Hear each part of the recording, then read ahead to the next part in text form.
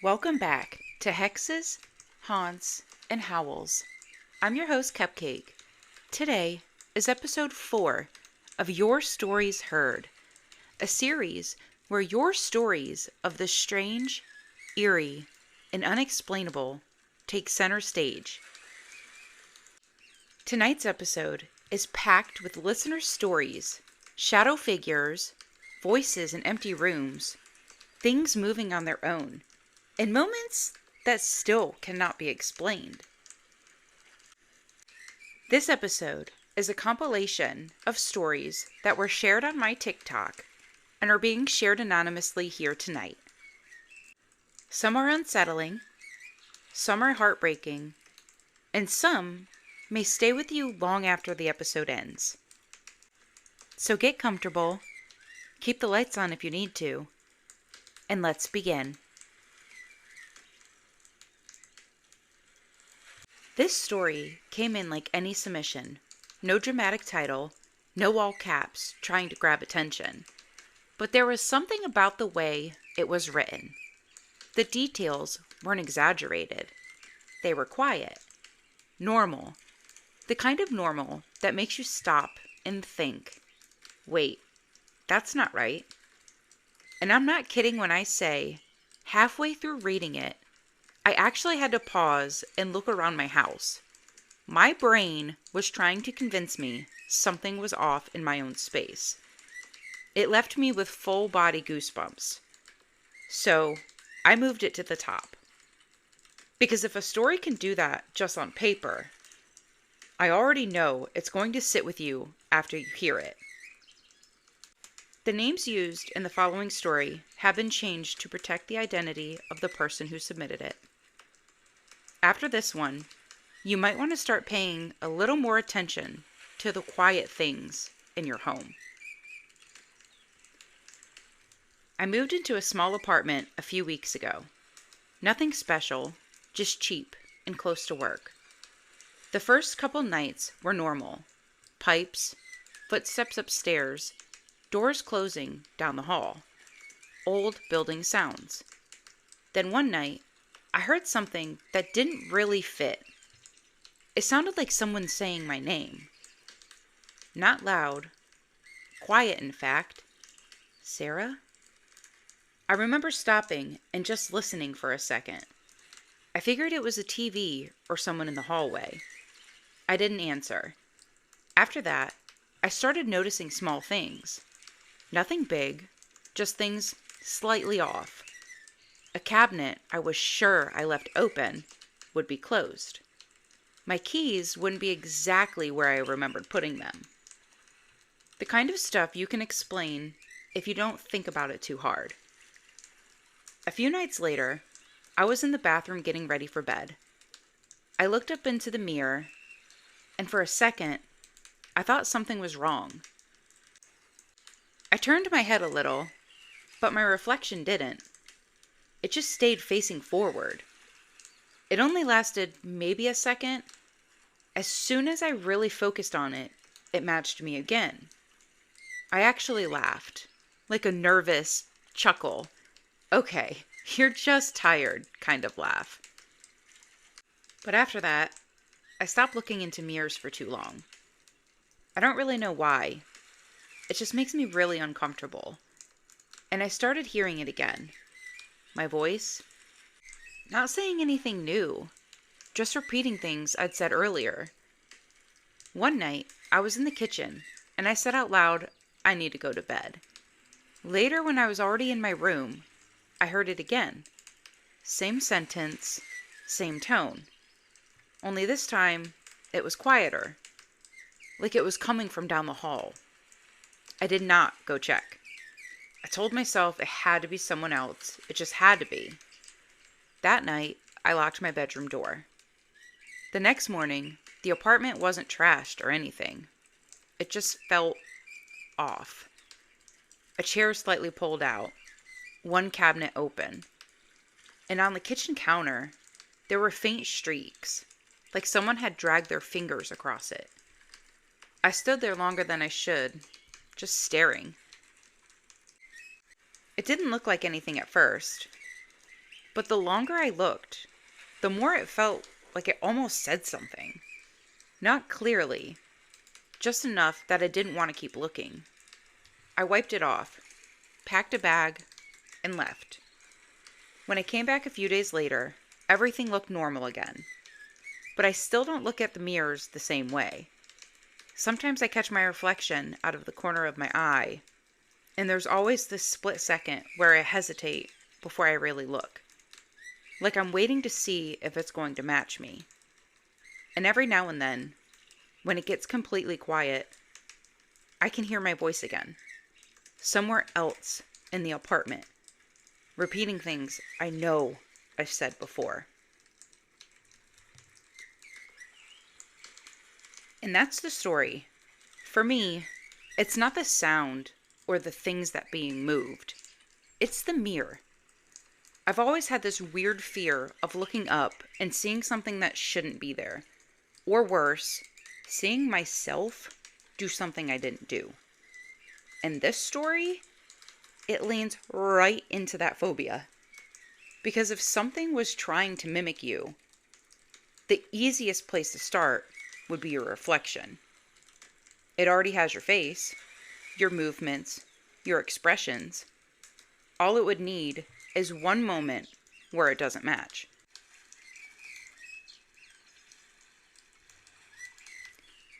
Story number 2. When you work the same shift with the same person every night, you get used to them. Their voice, their habits, the way they move.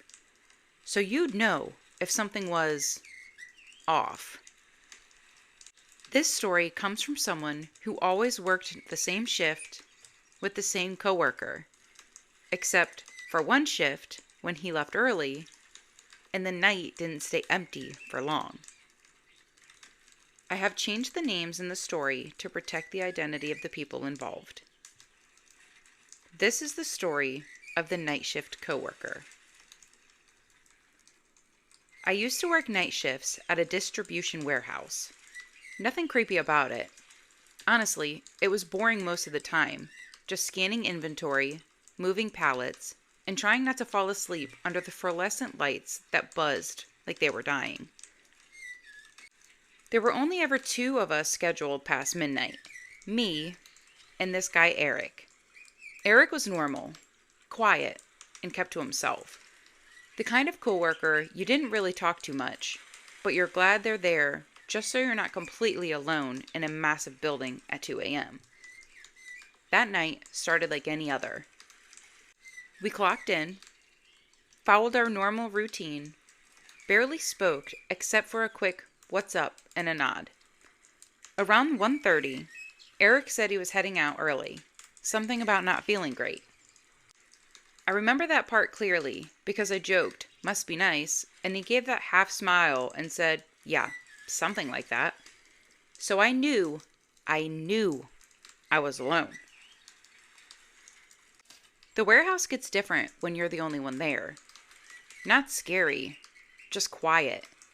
Too quiet. You start noticing things you normally wouldn't. That hum of the lights, the ticking of the cooling metal, the way your own footsteps echo a little too long. I had my headphones in, trying to ignore it, just scanning the boxes and going aisle by aisle. That's when I saw him, out of the corner of my eye. Eric, just walking right past the end of the aisle. Same hoodie, same posture, same slow, kind of tired walk. I didn't even think about it at first. My brain just filled in the gap. Oh, he came back. So I pulled one headphone out and called after him. "Yo, I thought you left." No answer. I stepped out into the main aisle. Empty. Completely empty. I stood there for a second, waiting to hear footsteps or a door or something. Nothing came. I told myself I was just tired. That's all it was. Long shift, bad lighting, your brain playing tricks on you. So I went back to work. I put my headphone in and started scanning. Maybe 10 minutes later, I heard it. Footsteps. Coming from behind me. Slow, steady, not loud, but clear enough that I knew it wasn't just the building settling. I turned around immediately, and there was nothing there. But this time, it didn't feel like my imagination. Because I hadn't seen anything yet, I had heard it first. I pulled my headphones out completely. Now I'm just standing there in this huge warehouse listening. And that's when I heard his voice. "Hey, can you come here for a minute?" Eric. Clear as day, from the next aisle over. Same tone he always used. Calm, a little flat, like he never put much energy into talking. I actually felt relieved for a second. Like, okay, cool, he did come back. So I said, "Yeah, what's up?" No response. Just silence. Then, "Hey, can you come here for a minute?" Same exact voice, same exact pacing, like someone hit replay. That's when something didn't sit right. Eric wasn't the kind of person to repeat himself like that. And definitely not in the exact same way. No variation, no impatience, nothing. Just identical to the first. I walked towards the aisle anyway, slowly. I don't even know why. Habit maybe? Or just trying to prove myself everything was normal. But the closer I got, the quieter it felt. Not just empty, but dead quiet. Like the building itself was holding its breath. I reached the end of the aisle and stopped. I didn't turn in right away. I don't know why, but something in me just hesitated. And then it said it again, right around the corner, closer this time. "Hey, can you come here for a minute?" Same voice, same tone, same everything. But now, there was something else. No movement, no shifting, no footsteps, no sound of someone standing there, just the voice. That's when it hit me.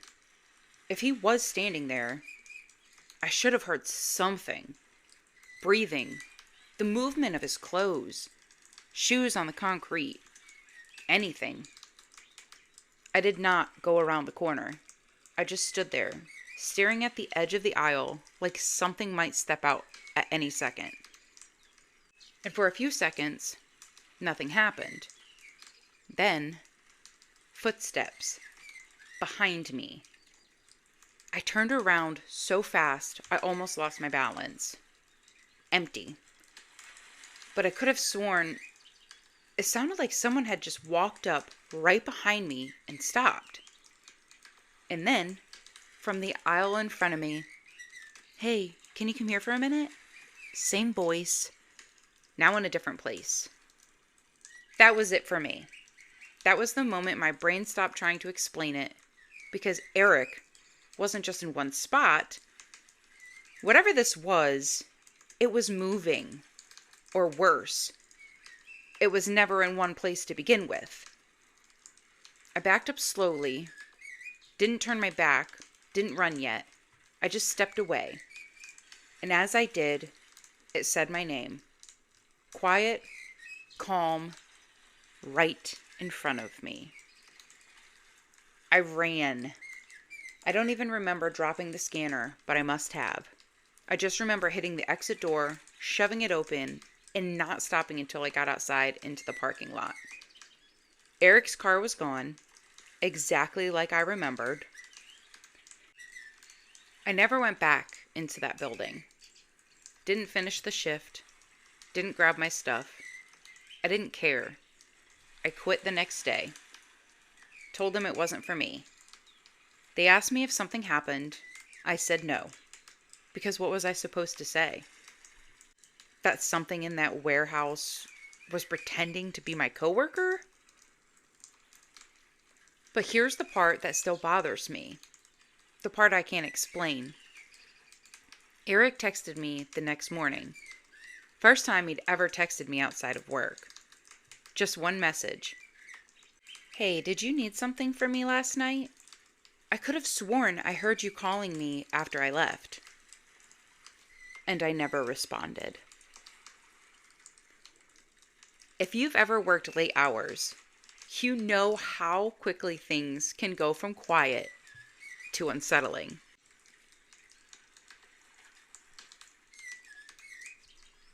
Story number 3.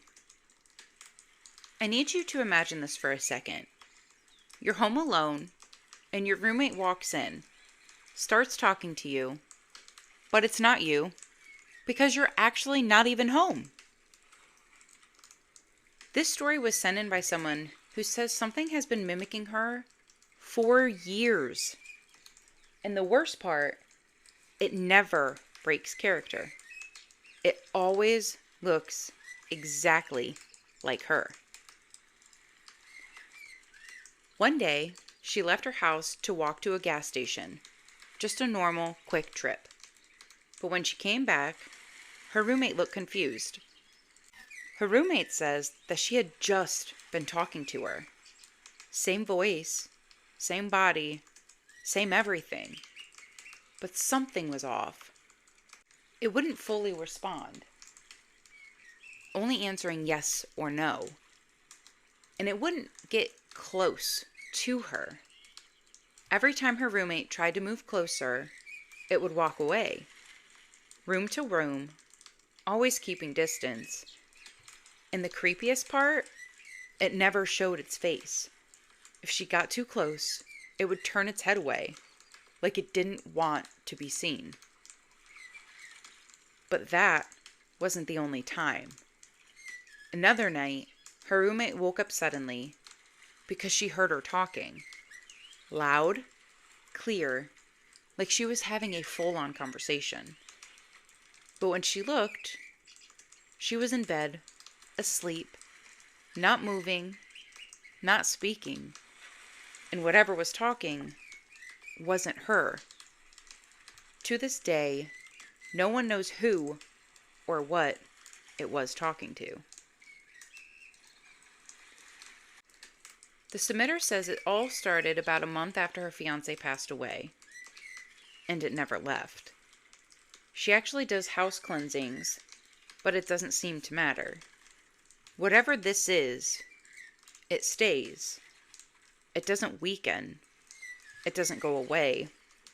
It just watches and copies. And it's not just her roommate.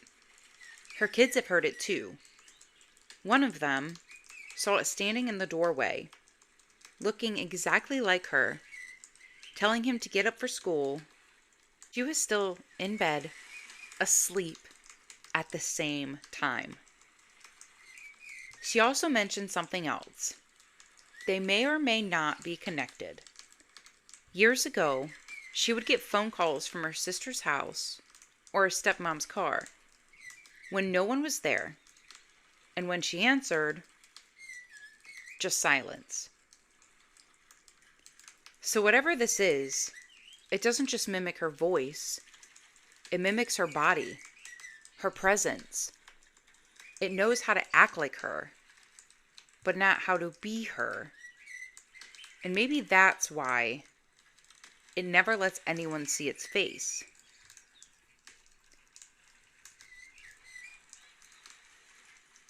Story number 4. This next story comes from Reddit, and it raises a terrifying question. What happens when you unknowingly invite something in? I was raised in a very spiritual home. Not the kind where you sage once a year and a couple crystals on a shelf. I mean active protection. My mom practiced witchcraft, but not the kind people think of. Hers was all about protection, boundaries, and keeping things out. We had rules. You don't open doors after dark without checking. You don't respond if something calls your name from another room.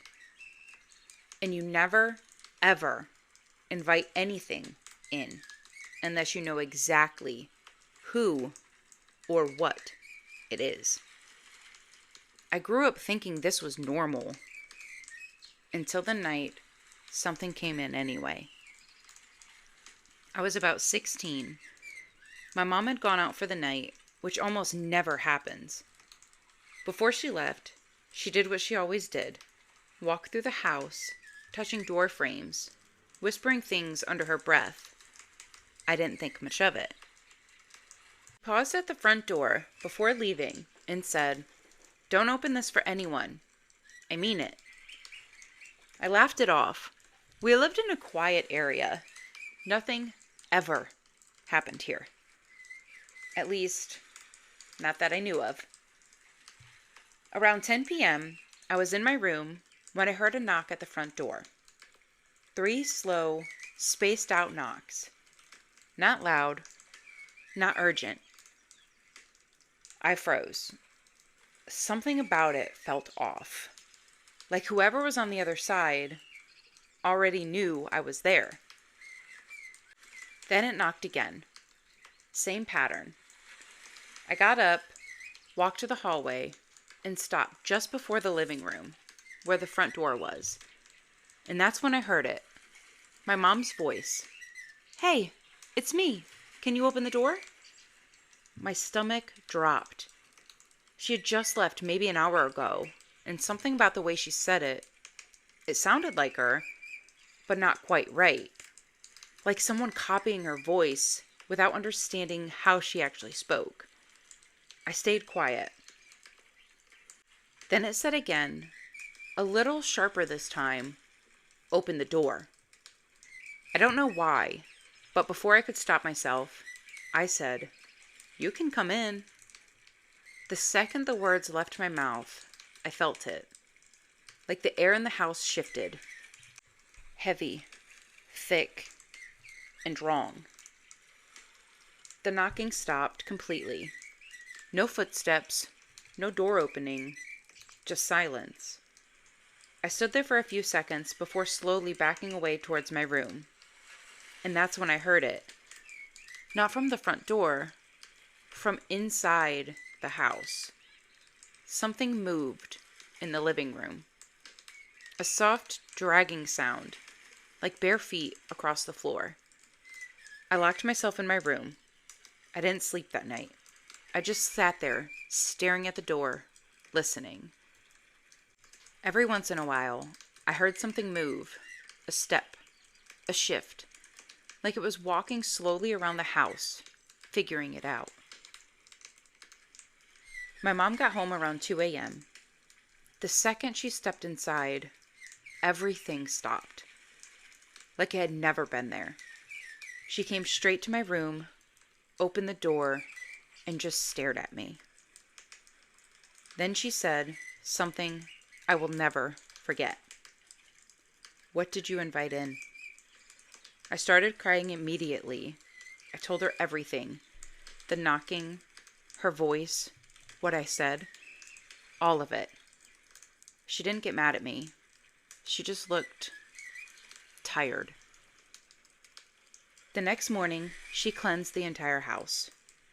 Windows open, candles lit, things burning that I couldn't even name. She worked for hours. Before she finished, she stopped in front of me and said, "Listen carefully. Not everything needs a door to enter. Sometimes it just needs permission." I asked her once what she thought it was. She didn't answer right away. But then she said, "There are things that watch, things that wait, and sometimes they learn how to sound like the people you trust." We never heard knocking like that again. But sometimes, late at night, I still think about that voice, standing at the other side of the door, waiting. And I can't help but wonder, if I hadn't said anything at all, would it still be out there? And the part that still keeps me up, It didn't come in when it knocked. It came in when I told it it could. I never talked about this. Not to friends. Not to anyone outside my mom. It just became one of those things we don't acknowledge, but we never forget. Until recently, I started hearing other stories. People talking about something mimicking voices, calling their names, something that sounds like someone they trust, trying to get them to respond or let it in. And every time I hear one, I get that same feeling in my chest, that heavy, wrong feeling, because I know exactly how convincing it can be. So I had to share this, because if you ever heard someone you know calling for you from the other side of the door or from a room they're not in, don't answer right away. Don't open anything. And whatever you do, don't invite it in. So yeah, I don't ignore those rules anymore, because some things don't need a door. They just need permission.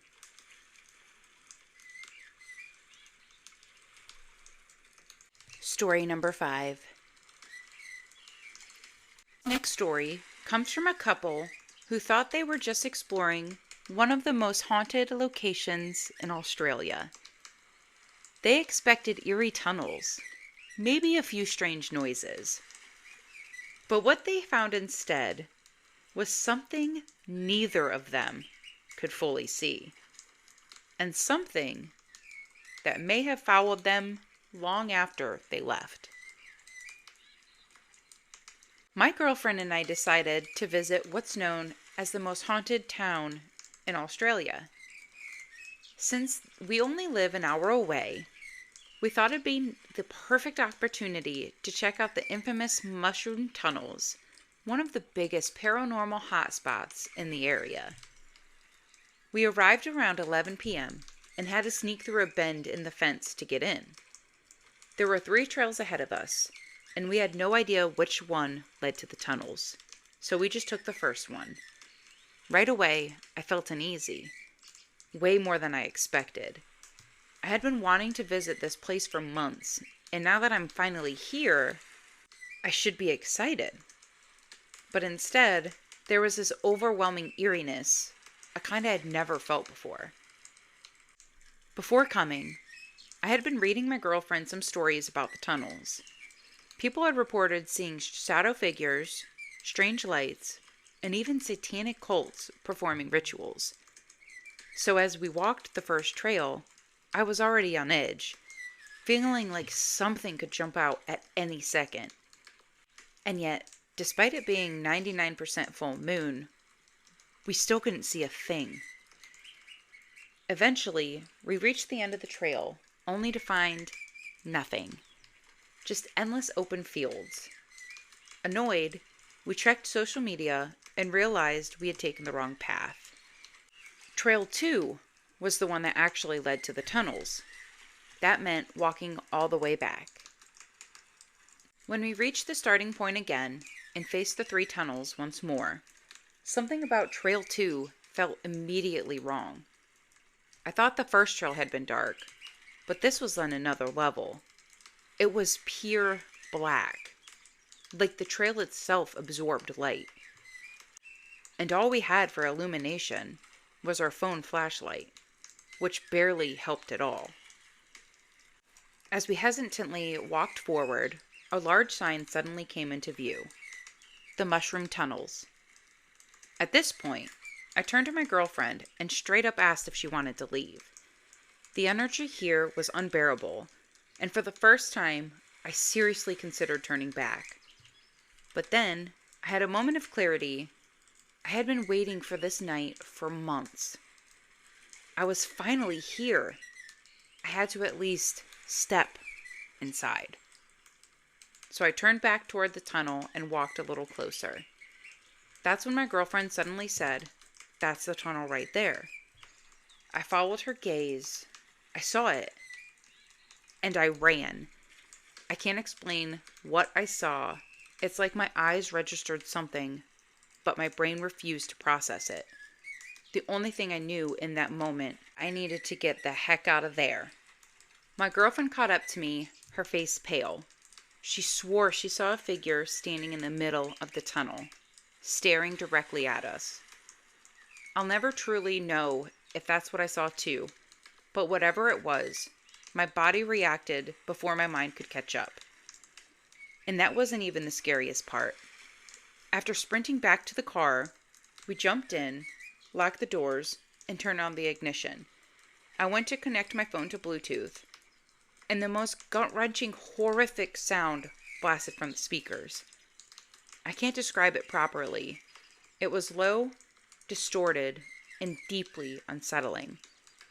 My girlfriend immediately felt sick and begged me to turn it off, but I knew I had to capture it.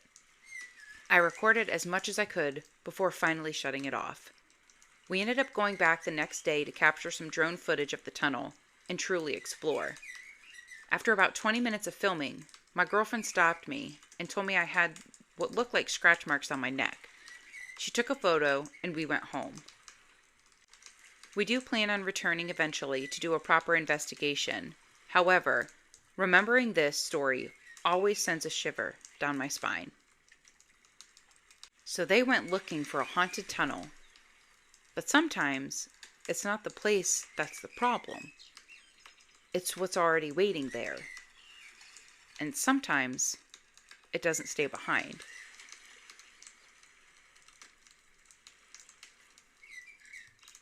Story number 6. Say if you hear something in the woods, no you didn't. But in Appalachia, there's one rule people take seriously. Never whistle. This story was sent in by a listener, and after what happened to them, you might understand why. I grew up in a small town tucked deep in the Appalachian Mountains, the kind of place where the trees feel older than anything else, older than the houses, older than the roads, maybe even older than the people. My grandpa used to tell me one rule over and over again. Never whistle in the woods. He never explained why, just said it wasn't for us to understand. I didn't believe in any of that growing up. Thought it was just another way to scare kids into staying close to home. Until last fall. I'd gone hiking alone just before sunset, which I know now was my first mistake. There's this narrow trail that cuts through a thick stretch of forest about a mile behind my parents' house. Hardly anyone uses it anymore because the path sort of disappears the deeper you go. But I'd walked it hundreds of times as a kid. It felt different that evening. Too quiet. No birds, no insects, not even the sound of wind moving through trees. Just this heavy stillness that made everything feel like it was holding its breath. I remember thinking it was strange, and without realizing it, I started whistling. Just some random tune, something to fill the silence. The moment the sound left my mouth, I regretted it. It didn't echo the way it should have. It just stopped, like the woods swallowed it. I stood there for a second, feeling stupid. Then I laughed it off and kept walking. That's when I heard it. A whistle. Behind me. Same tune, same rhythm, but off. Not wrong enough that you'd notice right away. Just slightly slower, slightly stretched, like something was learning it as it went. I froze. Every instinct told me not to turn around. But I did. Nothing. Just trees. Dark, tall, endless trees. I told myself it was someone messing with me. Maybe another hiker. Maybe someone had heard me first. So I called out, "Hello?" No answer.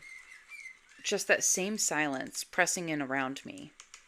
And then, another whistle. Closer. This time, it came from my left. I didn't move. I didn't speak. I just listened. A third whistle followed, from somewhere deeper in the woods. Not one direction, not one person. Multiple. All trying to copy the same tune. That's when I remembered what my grandpa used to say. Not just don't whistle, but if something whistles back.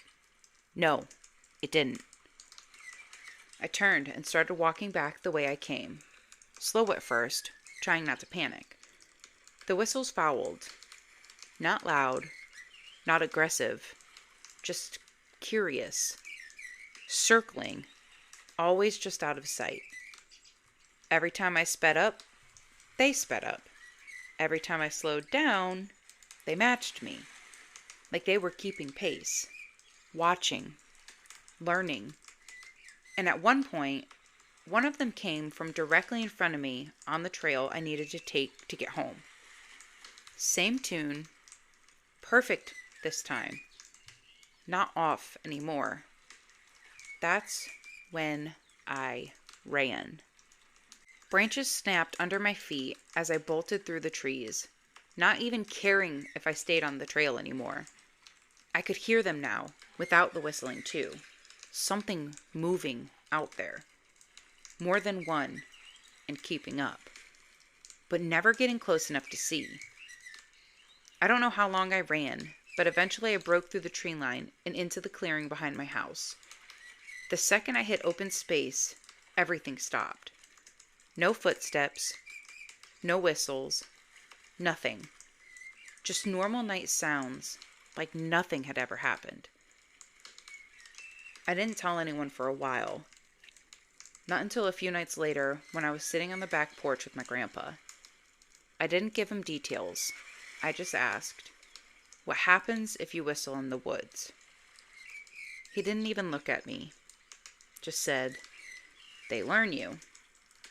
I asked him what that meant. And that's when he finally turned, real serious, and said something I'll never forget. "Whatever's out there, it doesn't know how to be you until you show it." I don't go into the woods anymore. But sometimes, late at night, when everything gets quiet, I hear whistling. Not from the trees, from just beyond them. Same tune I made that night. Still practicing. So if you ever go deep into the woods and you hear something whistle back, don't answer it. And whatever you do, don't let it learn you.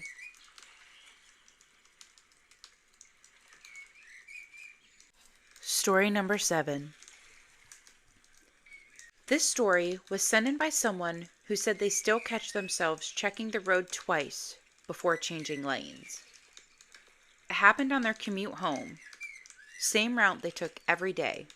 Nothing unusual. Just tired after work, windows slightly down, radio low enough to let their thoughts drift. Traffic was heavier than usual, but not too bad. The kind where everything settles into the same rhythm. Accelerate, brake, inch forward, repeat. They remember coming up behind a line of cars that had stopped suddenly. Brake lights stretched out ahead of them. And they remember thinking they had enough space until they didn't. The car in front of them stopped harder than expected. They reacted late. Not panicked, just delayed.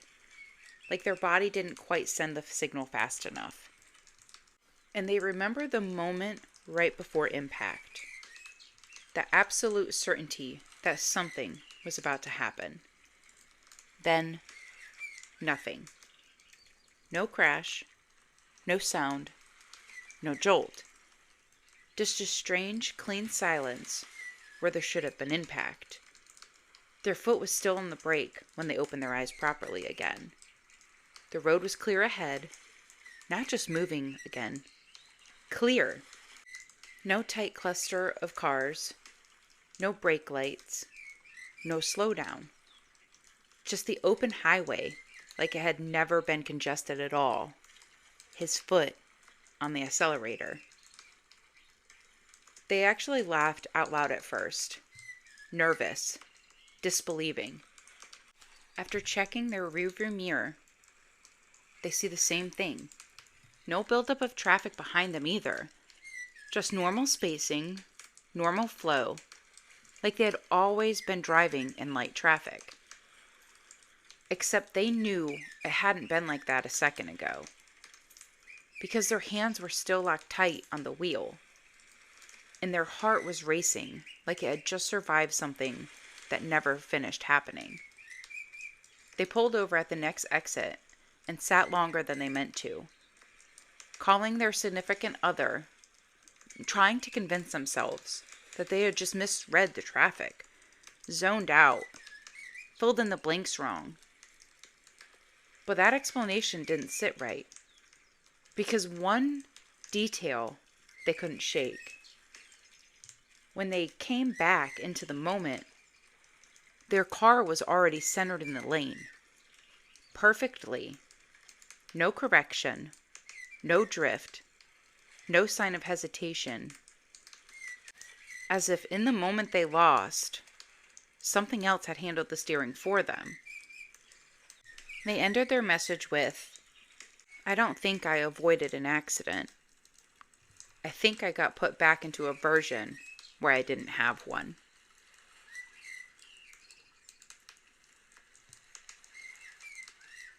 Story number 8. My little sister is 6. She has an imaginary friend named David. At first, we didn't think much of it at all. Kids make up friends all the time. She'd talk to him in her room, set a plate for him at dinner, even laugh like someone was sitting beside her. Then, she said something strange.